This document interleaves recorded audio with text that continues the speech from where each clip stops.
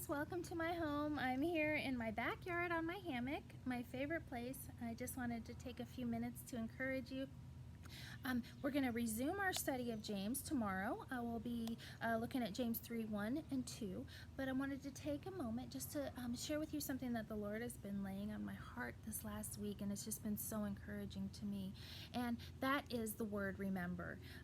As I was last week, I was texting with someone from our class, and we were just talking about how remembering what the Lord has taught us in James already, and how He's drawn it and what He's shown us in His Word already.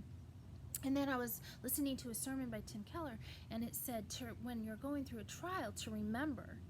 And remember what the Lord has done. And then Sunday, Pastor Howard, when we were studying Mark, said, think back. And he was telling us to remember. And so that's what I want us to do today. I want us to remember. I want us to remember back January 30th when we were challenged to memorize James 1, 2 through 7.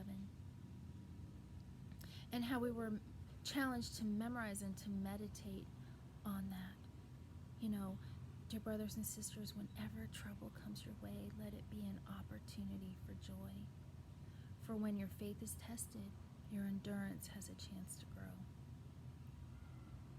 And we were being at that time, we didn't know that we'd be facing a trial, right? We didn't know, these are trying times. I mean, every day there seems to be something new, whether it's the school closing or the grocery stores don't seem to have everything that we've been used to them having, or our husband's job's gonna be there next week, or how long will it be closed, and what does this mean for the economy? And there's a lot of questions, and there's an opportunity here to trust or to have fear. And I find it so encouraging. This just encouraged my heart to know that way back in January, God was calling us to look at the book of James through the lens of these verses.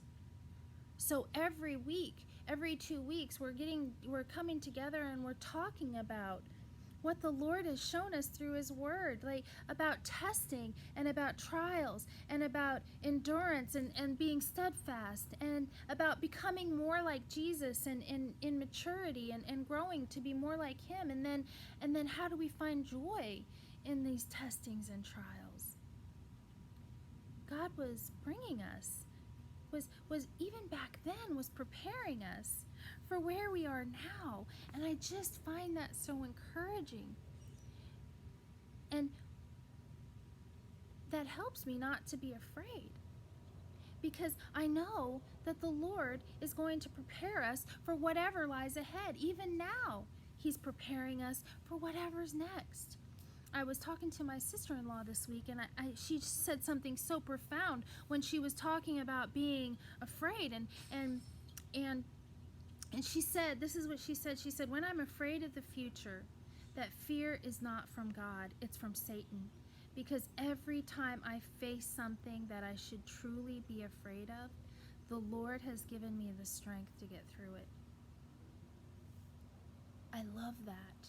I mean, things are pretty hard for her right now with, losing my brother and all of that stuff that she's walking through. And she said that when I'm afraid of the future, that's not from God, because God has always been faithful. There are things that are hard and there are things that are scary, but every time I've come up to those things, God has walked me through it because He's faithful, and we can trust in His faithfulness. And I think I saw in a new way this week as I was looking at what we've been memorizing and what we've been studying and how we've been studying James and how we've been looking at it through how do we walk through these trials and these testings with endurance and patience, and how do we allow these things to cause us to become more like Jesus, loving and kind and compassionate and caring and thinking of others above ourselves. I just love that. And I hope that it's just been so encouraging to my heart this week to know that he's preparing and he's going to continue to prepare and he's going to be there to walk with us through whatever we face. He is faithful. I hope that encourages you. I love you all and I miss seeing your beautiful faces.